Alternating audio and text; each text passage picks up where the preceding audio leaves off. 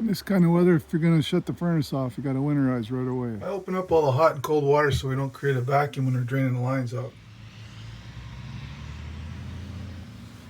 You have to drain the water tank right here, and then the two fittings down below, you want to open them up too. 23-foot Globetrotter, I need to remove this panel right here to get to the water line drains where you can open them two up along with those other two we previously opened up. That drains all your lines out.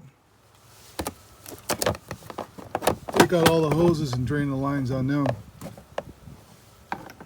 Once you see the water's completely stopped flowing, you can raise and lower the front tongue all the way just to get everything out of the tank.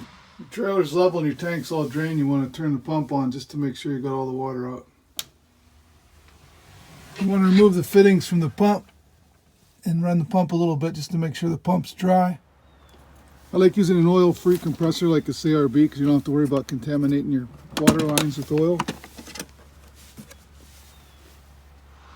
I just made up a hose fitting from parts from Lowe's so I can connect it right to the trailer. You put about 50 psi on this.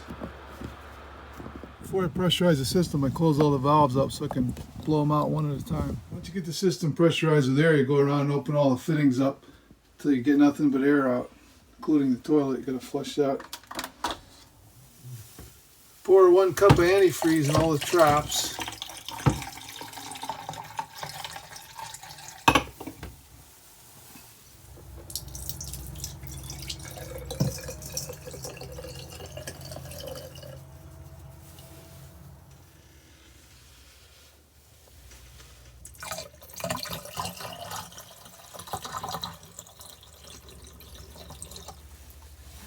You want to make sure both your black and your gray tanks are empty. As